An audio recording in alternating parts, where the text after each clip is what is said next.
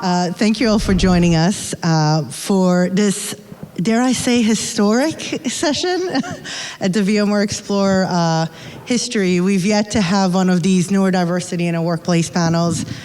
It's something that, we're all very passionate about, so we're so excited to see so many people in this room with us today to discuss this topic. We do have a third panelist. She is actually joining us via pre-recorded content.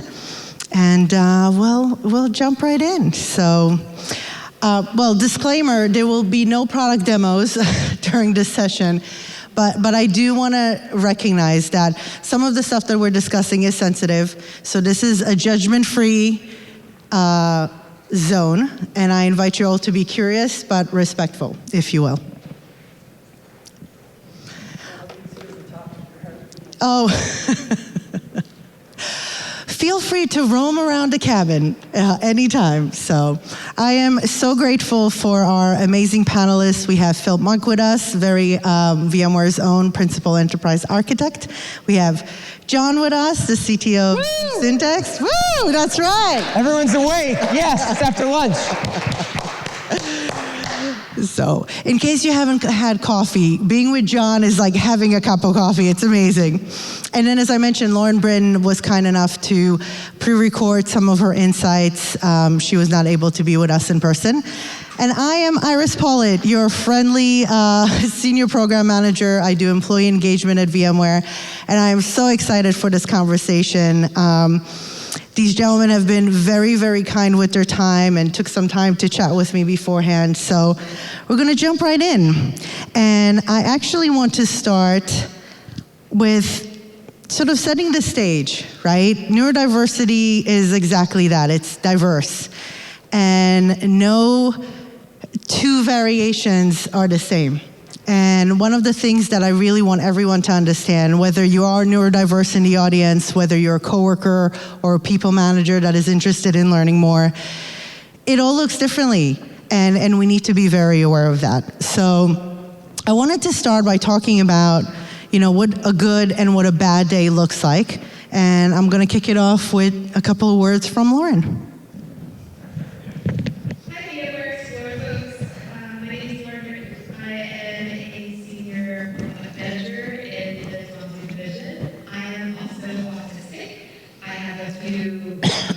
Extras under the Autism umbrella, and I'm here today to help shed a little light on your coworkers that have autism, although I'm just one example of many.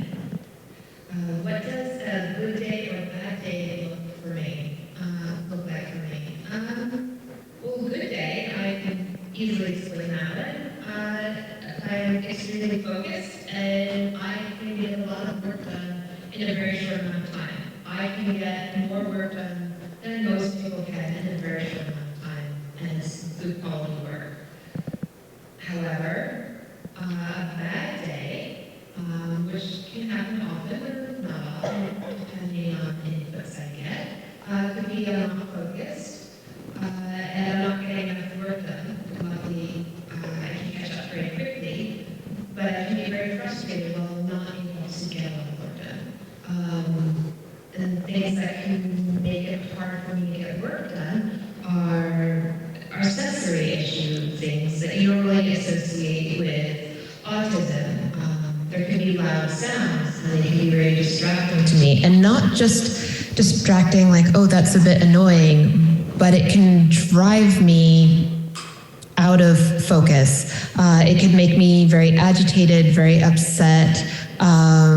It could send me into a panic attack. It could do a lot of different things for me. Or flashing lights, those kinds of sensory issues. A very bad smell if someone sprays a chemical outside, someone's wearing perfume.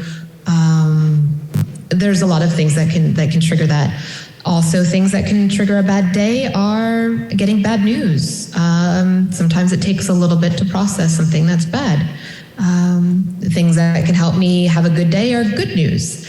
So I respond very well to positive things and just work on both sides every day, trying to make it a productive day. Thank you, Lauren. I wish you was here with us. Phil, any thoughts on good or bad days? Yeah, sure. So for me, as having dyslexia, it affects a wider range of things than other than just my reading, writing, and general sort of pace that I do that at, which a lot of people associate with dyslexia. And the same is similar thing for dyspraxia as well. That can affect similar things. For me, I also have short-term memory challenges with it, which is a very common symptom. And I also have a very strange colour coordination thing as well, which a lot of dyslexics have. You'll see some of us will have like overlays, etc., on books or different coloured screens and so on. So a good or bad day for me is normally, typically, not in my control. It's in someone else's control. If as working in PSO, when I first joined VMware, if I wake up and I've written a document and someone's given me 200 corrections on it, sometimes the context of those corrections can be a little bit upsetting, and you have to go through and try and realise that they're just trying to help you, and that help is valuable. Another thing for me would be waking up, and my wife constantly reminds me of this, and forgetting what it is that we're going to do. So, or forget that we've got plans because we planned it the day before and I've not processed it somewhere yet. So, so those sort of things are what would normally be out of my control that drive that sort of experience as well. A good day is when I wake up and I go and get a cup of coffee and just crack on with my work and everything's excellent. Or being on a panel like this, or being in events. I love standing up and talking to people, and that interaction of talking is a lot better than me writing stuff down. So, how about you, Jon? Thank you. And Jon, I remember you had mentioned that it's not necessarily good or bad, it's about hitting limits. I remembered you mentioned that. Yep, so first of all, I want to thank, for all of you actually showing up and showing out for us today. It's huge because a lot of times people will say something and do another thing. Here's my disclaimer. I talk a lot. I drive the train off the tracks. It usually crash and burns, but it's who I am. So good days and bad days, right? We had a whole rehearsal thing and we all talked about stuff. So for me, and I'm very confident anybody in EUC who starts at VMware, they get a disclaimer about me too. I have this think of like one of those old barometers. So I go to these sessions, and I've been yelled at multiple times this week for it. I go to these sessions and people talk, and it fills up, and it fills up, and it fills up, and eventually this stuff just kind of falls out. I mean, that's just kind of who I am, right? I don't really do good days and bad days. I'm very, kind of the same thing all the time. It's hard with ADHD, and no one ADHD person's alike. There's like 100 different symptoms, probably plus, and they're learning more and more about it each day. We've just recently become an actual disability. But like I said, I don't really have good days and bad days. I'm kind of like the living embodiment of that Taylor Swift song, Anti-Hero. I am literally the problem all the time. But the difference is, it all comes from a good place. And it's more about having the right people in your life that actually understand that and want to support you instead of kind of tearing you down. Absolutely. So what, do you mind sharing with us, what does it look like when you do hit that limit, right? When you spend a little bit too long masking symptoms, if you will? Yeah, I mean, that's the thing that I think that people have a hard time understanding, right? Is that you take a lot of the basic things for granted at the end of the day, right? So for me, every single person in my life, I have to learn how to be the best version of myself around them. So like, some people, they can kind of just be just great. Like, there's a great man in the audience over there named Steven, who is one of the best people I've ever met in my entire life, and so likable, everybody loves him, right? I have to learn how to be the version of myself that works in that situation. So some people I have to kind of, some people I can just kind of be myself around, some people I have to basically clawing underneath my skin to try to just not say anything and wait to the right times so I can say something so they're not going to judge me or think poorly of me. Or it's really hard to kind of, I think, understand and extrapolate on. But when you have ADHD, we are maybe not the most, but close to the most outward of neurodivergent people, where it's so obvious to tell right away, for the most part, because a lot of our stuff is outward facing, and it's really, really hard. And it's so hard to actually find people in your life that, how do you find people in your life that actually support it? I've had people I've worked for that, say, oh, you're a smart guy, you can work it out. I mean, I'm now a consultant because I don't get promoted, because I'm perceived to be difficult, or this or that. Sorry. And it's so hard, right, to try to be the right version of yourself for every single person. And it's almost impossible. And people don't get it. Most people, they don't even see it as a disability. They're just like, oh, he's just an a-hole. He's a jerk.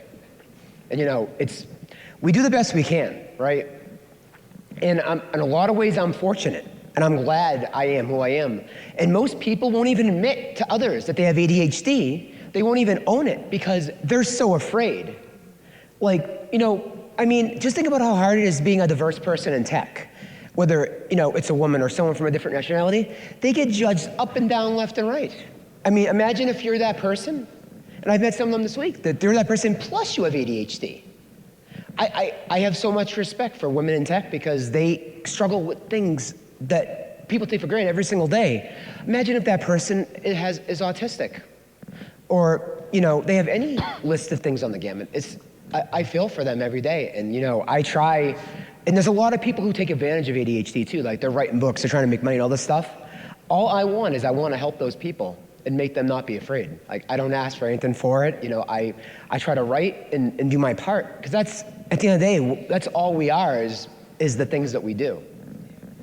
They also know that you will, if they come and talk to you, you'll drop everything and fix their thing, right? Because you'll see that new shiny ball, whatever. Absolutely. People take advantage of that. Yeah, what's hilarious? I grew up the product of a single mother, and I always thought that a lot of the reasons I am who I am is because I had a single mother and I was dying for her attention and her affection.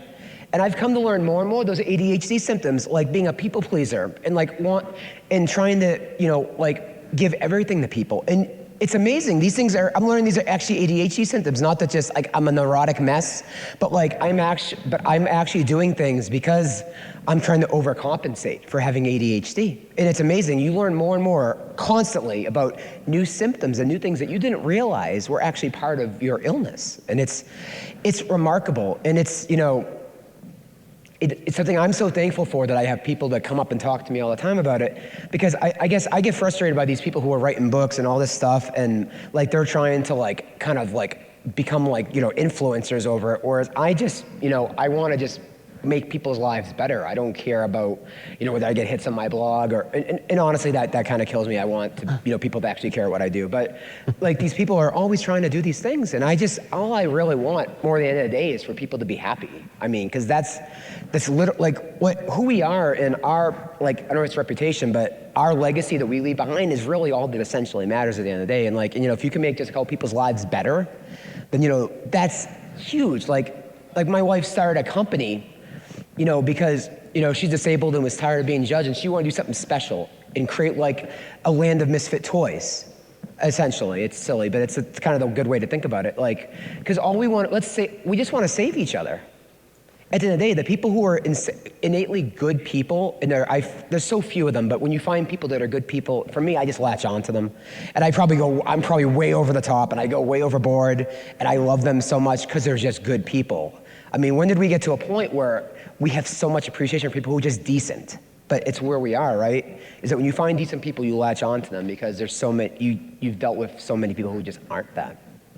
And you want to have those people around to support the struggles. The struggles are real. I remember, Phil, you talked to us about actually leaving a company because of it. And, you mentioned about dyslexia and certain assumptions that people have. It's so you have a difficult time reading, too bad. But do you want to talk a little bit about that struggle, that experience? Yeah, sure. I'm going to stand as well, like Jon, because I feel really awkward sitting on this.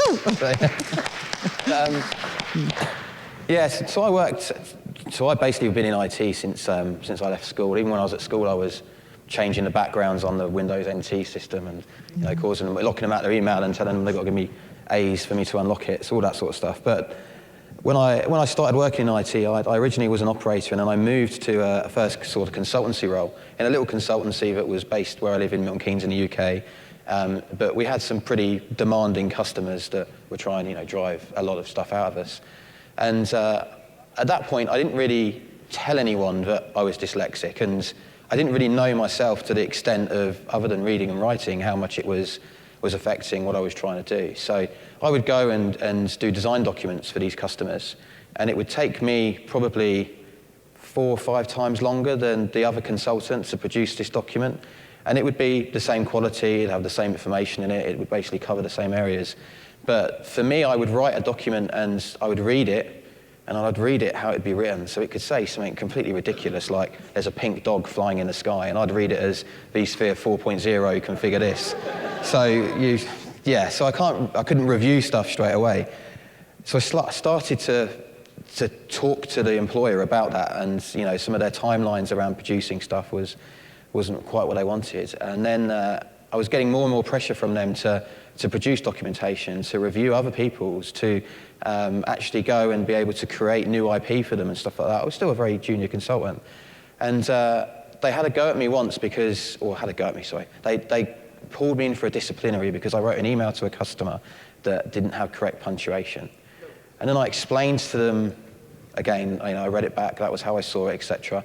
And asked them, what could you do to help me? And basically the answer was, you could find another job. So I decided to leave that consultancy, and I left there and then.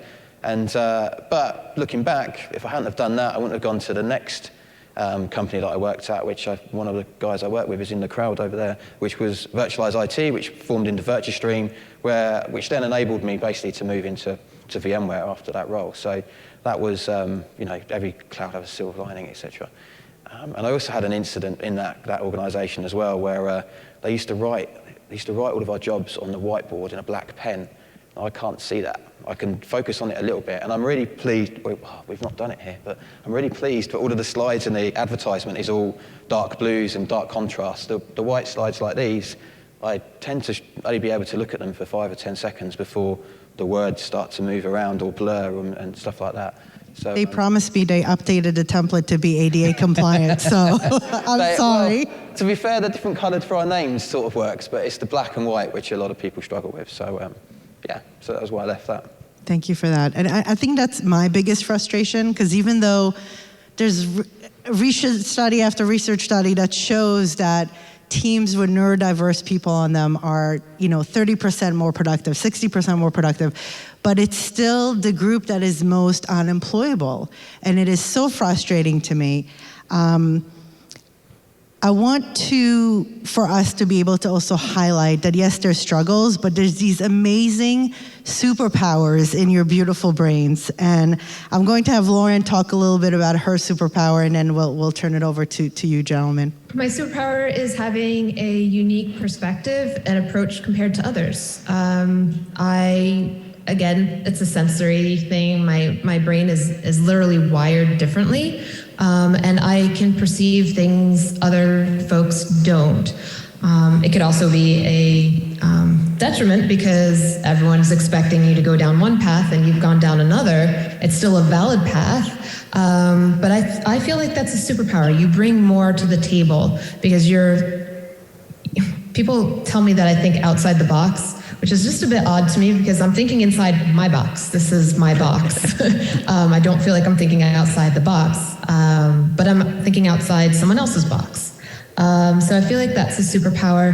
I also have another disability. It's under the autism umbrella called prosopagnosia. People might know it as face blindness. So I don't recognize people's faces, but I have other ways to identify them. Their voice, the way their body moves, their body language. And so I pick up on things a lot faster than someone else does because it's my only way of identifying someone. So I can tell what someone's thinking even if they're not using words to let me know. So that's one of my superpowers. However, I don't always do something with what I gather. So I can tell someone's feeling a certain way, but I might still want to get a point across and still push for that. So that's maybe a detriment, but we'll see. Every situation is different. Jon, I remember you had mentioned to me about energy as a superpower. It's my turn again. It's your turn again. Buckle in, folks. Buckle in is right. So obviously I have ADHD. I don't do anything I'm supposed to do. So first I wanted to point out up front here with one of my dear friends and my wife, For those of you who have ADHD or just supporters, I'm giving away these shirts today, which are me and my daughter, who is 10, who's also been diagnosed with ADHD. And with that, I talk about, I guess my superpower is twofold. One, and if I wasn't told that that camera there needs me to be here, I would prove to you that I have far more energy than any human being who is not on, let's just say, things that would give you lots of energy in an artificial way. And I'm not talking about soda.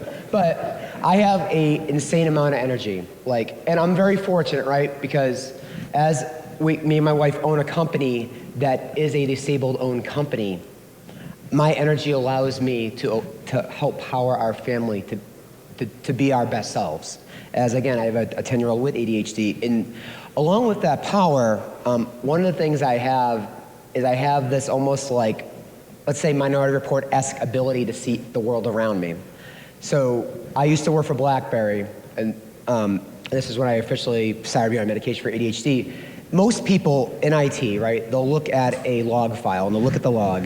What I have this spatial ability to not just see the thing in front of me, but see 5 steps out and 5 steps around, which is so important because of how much I suck at being a human and being with other humans, is that at any given time, when I talk to any single person face to face, I have to sit there in my head and be happy that those of you who are not neuro, I have to sit there and think about, if I say this thing, what are 3 things that could happen because I say this?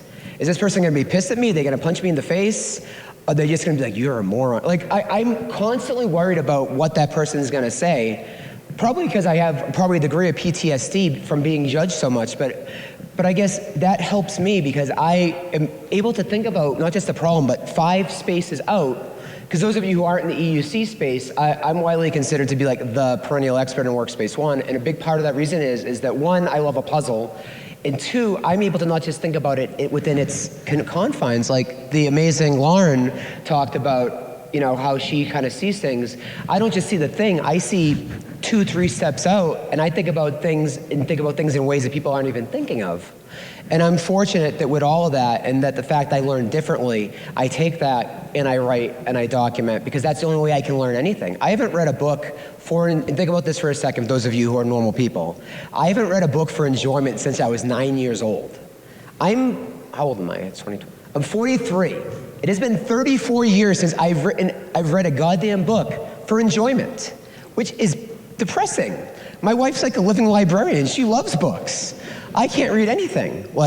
And so, it's a struggle for me constantly, and I'm gonna be quiet because I'm talking too much. And You're not talking too much at all, and it's funny because Lauren mentioned it as well, how sometimes people would get annoyed with her because she got to a conclusion and they're like, well, I didn't say that. She's like, yes, but you said this, and now you're gonna say that, and now you're gonna say this. Sometimes, to be honest with you, I'd be happy if I went one day and somebody wasn't annoyed with me for talking too much. I have literally this week had people from VMware sit behind me and say, quiet. And I'm like, okay, I'm just gonna sit here and I'm gonna be quiet. And the problem is, if people don't understand, is half the reason why I blurt out is I'm worried I'm gonna forget the question. And just write it down. I don't carry paper around. The struggle is very real. It's so hard. I love when people interrupt me, so talk.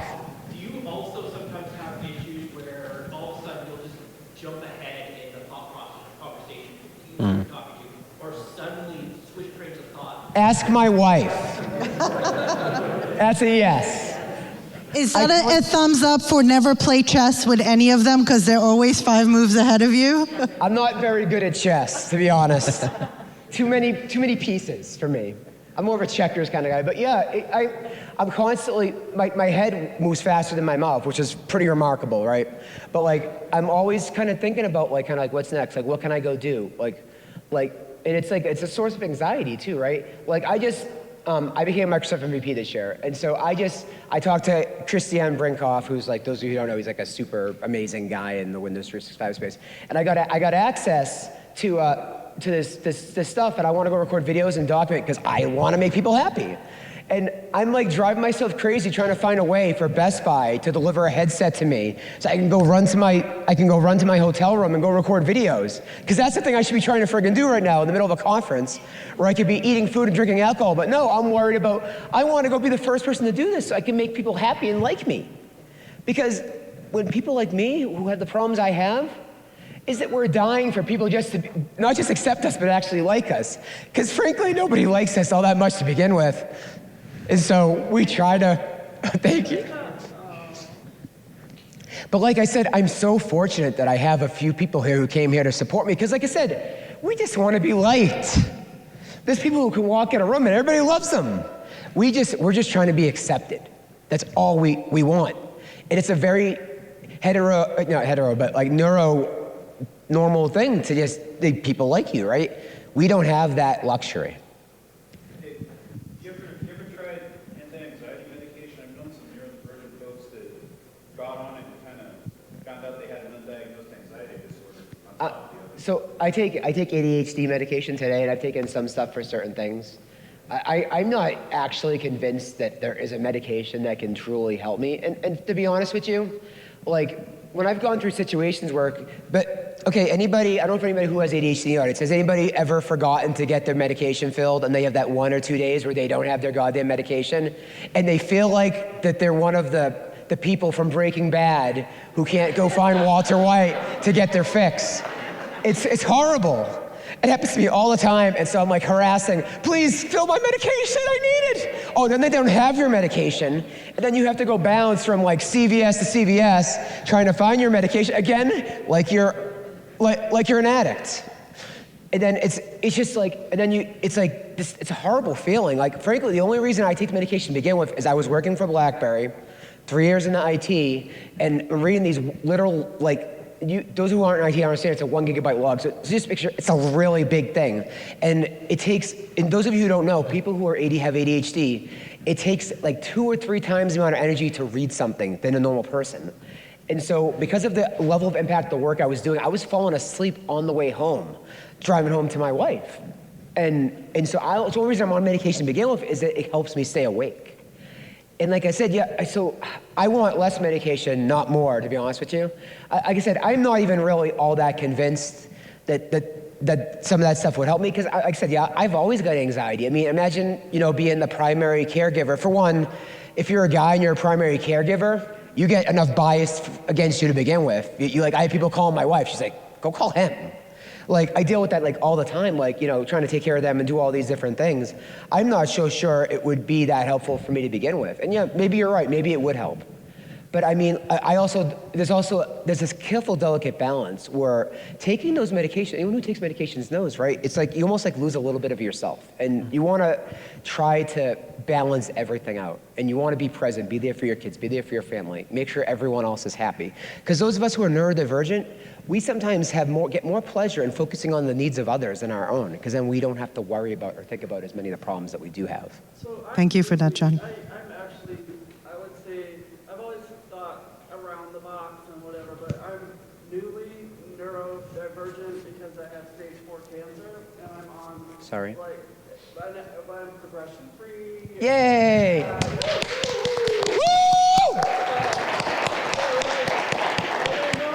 When I'm talking about stuff I know in IT, I'm still working, I got a promotion, whatever, but I had some bad stuff at the check-in with credit cards and whatever, and I just froze because I couldn't say anything, and I had to tell them, just, can you wait a minute, like, for me to, because I had to process that whole, because, as long as I don't panic, I'm okay, but I was a little bit of panicky, but I understand now how people with autism feel, because I can't have people in the morning, at 8 o'clock, all these people pinging me and telling me this and that, or especially if there's an outage or whatever. So I've had to adjust my life around, because I would get actually physically nauseous if someone stresses me out. And so and tell my new boss, just don't stress me out, because I'm looking for the trash can. But just so thank you for welcoming me into your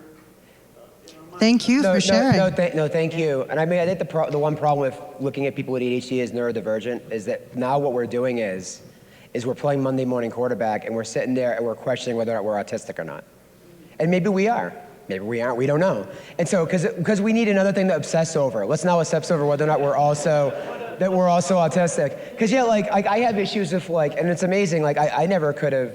Like I worked at a company. I worked at a DoD where they wouldn't even let me talk to people, just because they had no respect for me. That's fine. But I mean. I struggle with all the stuff that they are like, the stereotypical autism stuff, like, eye contact, yada, yada. It's like, so who knows? Maybe I am, maybe I'm like, I'm constantly, because if we don't have enough problems with self-esteem and our self-worth and stuff, like now I constantly question whether I'm not autistic. I might be. I think it's a good idea to label. No, I don't. Yeah, because when I was a kid, if you were different, you were just, weird or whatever, right?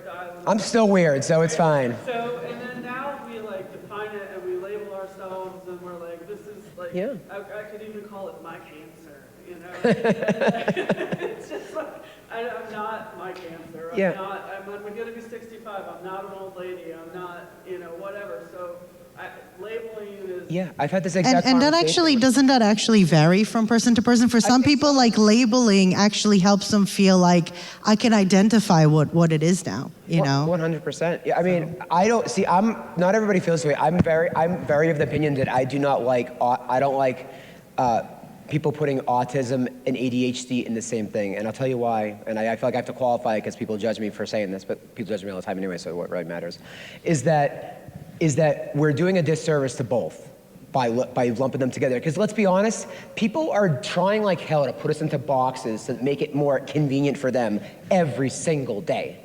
I mean, you're a woman in tech. How many boxes you put in every single day by these idiots, right?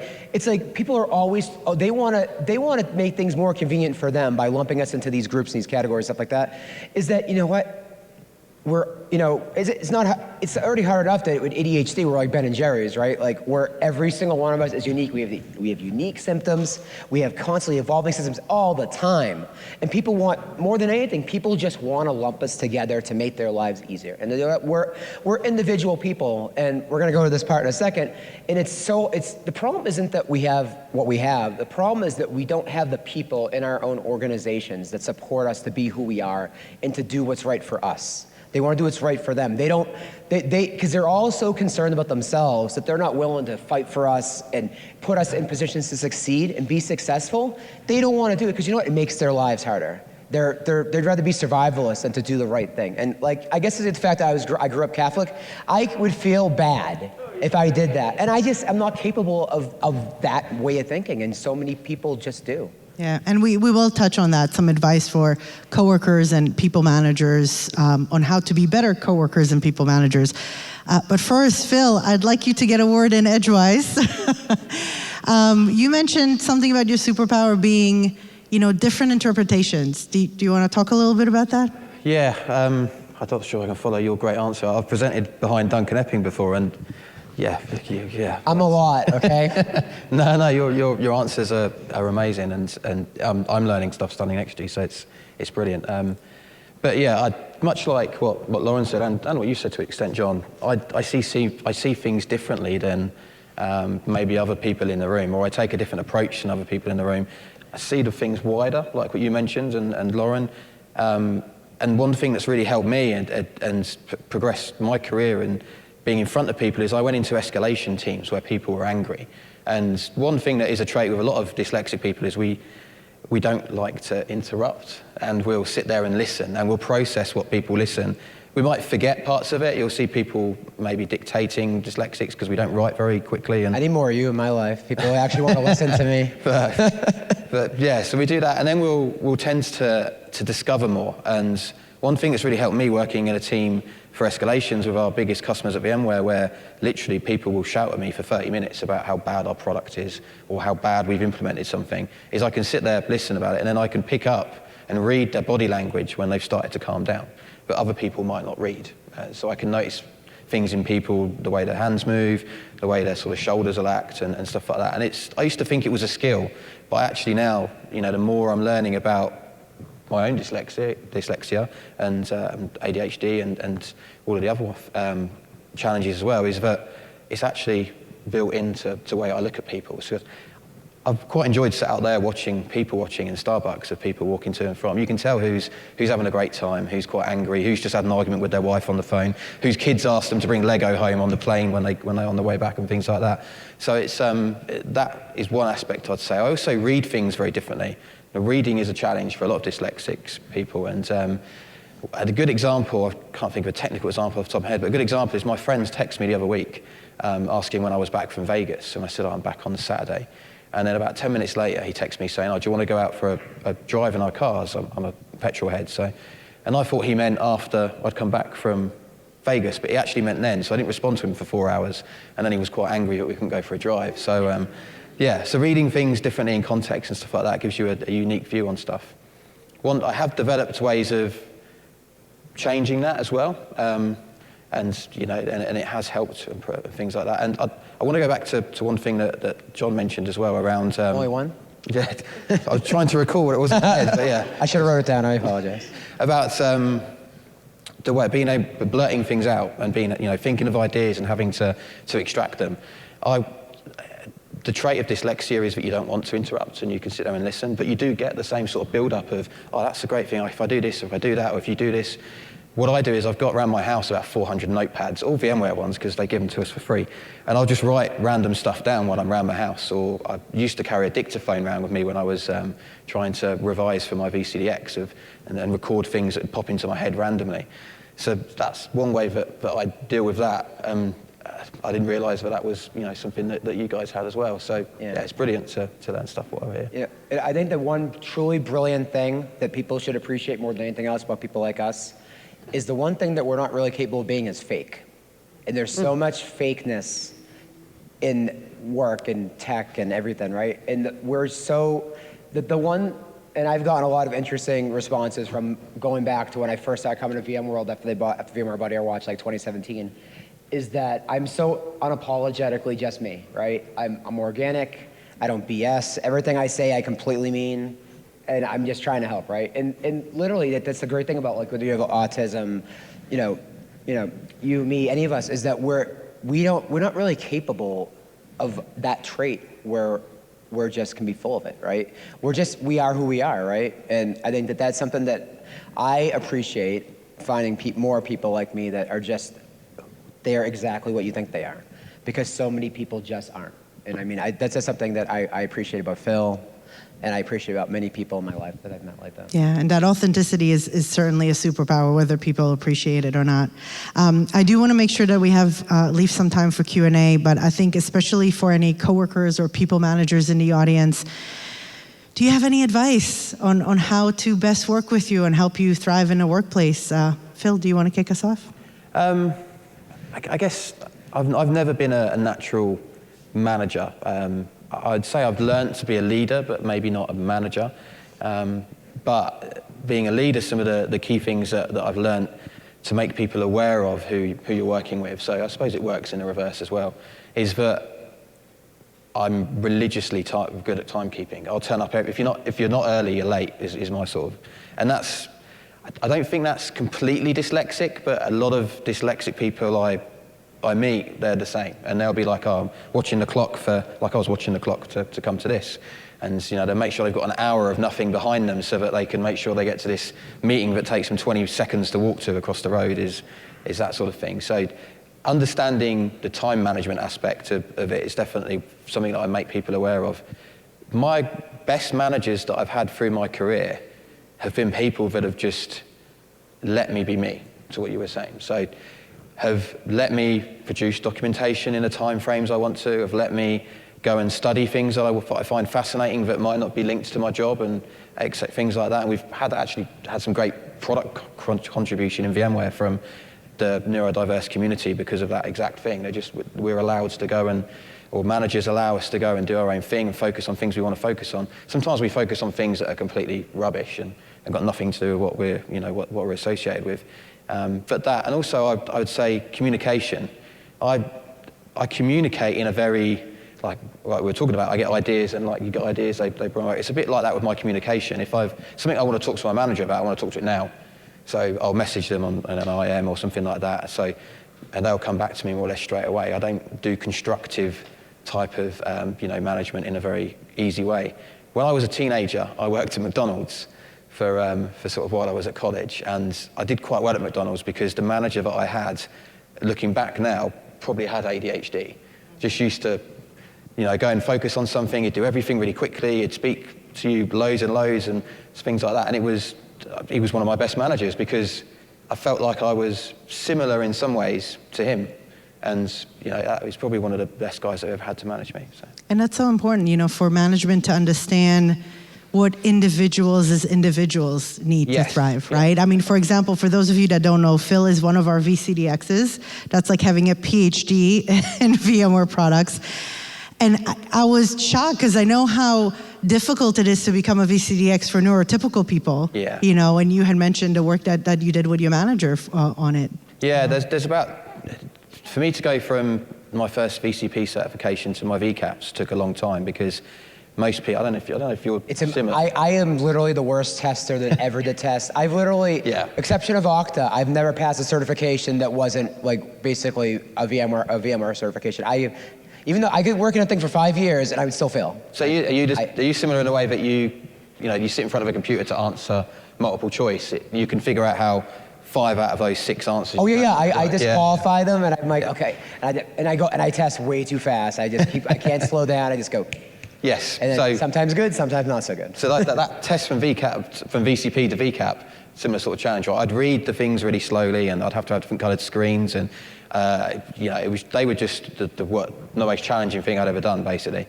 The VCDX that people says is the hardest exam to pass, I actually had to stand in front of someone, and I had to explain to them how my brain was thinking of the answers to everything that they were asking me, and that was a piece of cake.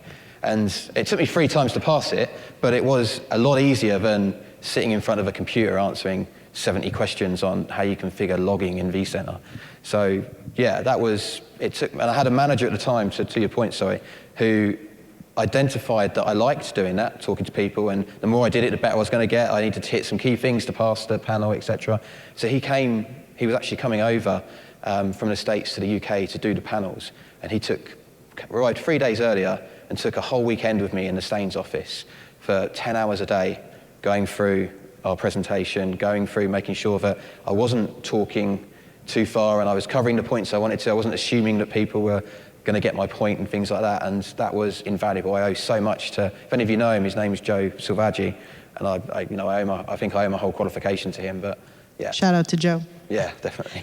John, any words of wisdom on how people managers could be more supportive of team members that have ADHD? Sure. Hi again, it's me.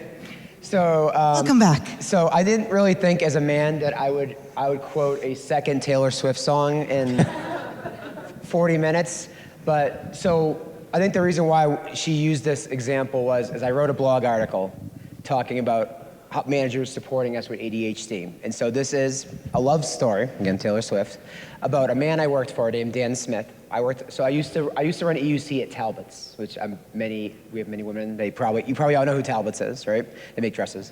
So this man, Dan Smith, was just an amazing guy. Jehovah's Witness, sweetest guy, just a truly great person. And so he really supported me about who I was. It's just the basics, right? Get the basics right. So you have ADHD. How could I make this good? So when you have problems, you eliminate those problems so they're not problems to begin with. So what did we do? We did things like, okay, so don't make you go to meetings that are nonsense. Now everybody wants to have ADHD, right? Get away from all the nonsense meetings.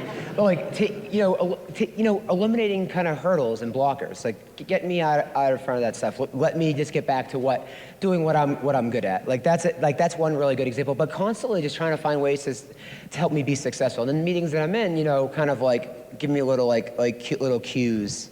Trying to help keep me on point and stuff like that. It's just at the end of the day, right? With managers, you need somebody who's actually all in. I've worked in finance, I've worked in a lot of verticals, and in a lot of verticals, your manager, let's just be honest, they're your manager, they're not really that invested in you. Now, I don't care what anybody says, they're not. Because a lot of times, and especially for those of you who aren't in tech, for those of us who are in tech, we're now in a situation where we're expected to do more with less. People, I think, in general, are more concerned about survivability and, where they're at versus then where you're at. And all I can say is that if you find a manager that's actually invested in your health and wellness and is willing to support you no matter what, then you do whatever you can to stay with them. The only reason I left, probably 90% of the reason I left is that he had enough of being mistreated. He moved on to Proofpoint as a TAM. And I mean, that's probably the only reason I left, and he's somebody I talk to, weekly. And like I said, it's just, again, it goes back to the same thing I said a few minutes ago. Latch on to those people that are special in your life, because they're few and far behind, right? I've been very fortunate, and I honestly, as a mobile person, the only reason I still come to this conference, that the mobile aspect of it has dwindled more and more every year. The only reason I come to this conference are because of people that are in this front row right now. People like him and him, people who have been there and have supported me. We love you. I love you. Because these people, and you know what? When you have ADHD, you love way harder than you probably should. We're a lot, we love hard. And it's, it's a double-edged sword. So, most times it's bad, sometimes it's good. But like I said, that commitment and that love and passion that we have for others is why we're some of the best, flat out the best in any company, because we care that much about everything but ourselves. And we should care more about ourselves. We should be more focused on self-love, but guess what? We're not. And you know what? People need to start learning to use that as an advantage instead of, taking us down for it. Absolutely. Thank you for giving advice to people managers who are neurotypical. As someone who's neurotypical, unless you ask my ex-husband, I want to give a piece of advice, something that I learned this week, to all of the wonderful neurodiverse people in the room. I had a career reboot workshop on Monday, and somebody who's in this room, I'm not going to point her out, was very brave enough to come up to me afterwards and call me out for something that I do all the time, and I think managers also do it all the time. We interact and joke with people in the front row and poke fun at all the cool kids that sit in the back row. And she called me out on it. She said, do you realize that some neurodiverse people prefer to sit in the back?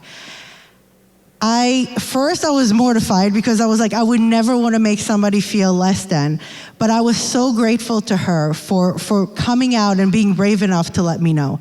So embrace your neurodiversity, share it, call people out. Because what we don't know, we can't fix. And I think knowledge is really the power here. And before we open it up for Q&A, I do want to just share one last video and some advice from Lauren. This is difficult because every autistic person is different. And I feel that everybody should treat everyone else the same. And by that I mean, be a good human. If you've seen any of my talks, I always end on, be a good human.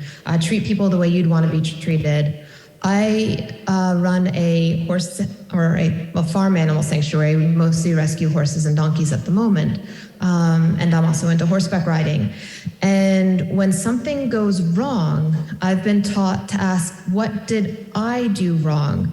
As the rider, what did I do wrong?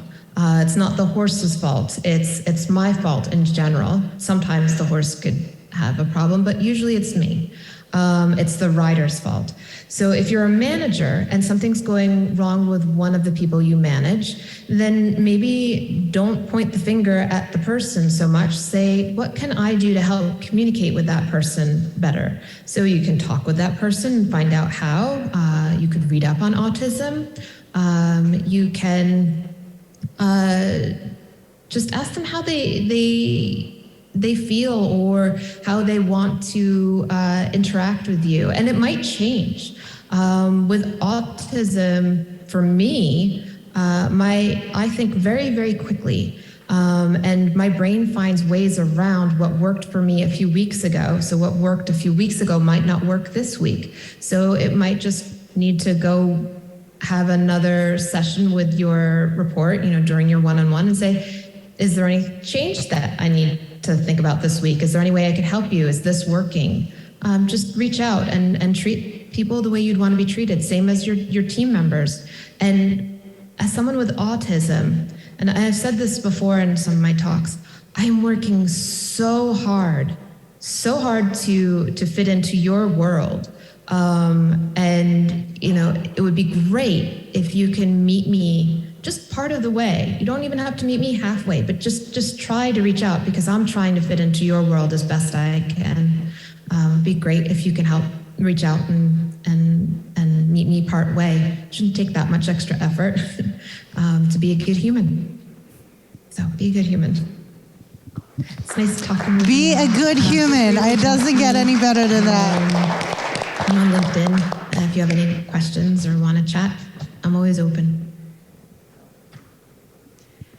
I know we're out of time. I'm sure our esteemed panelists will stick around a little bit for some questions, but I want to thank all of you. I want to thank all of you for joining us, and please fill out your survey, because we need more of this content at these conferences. So thank you so much.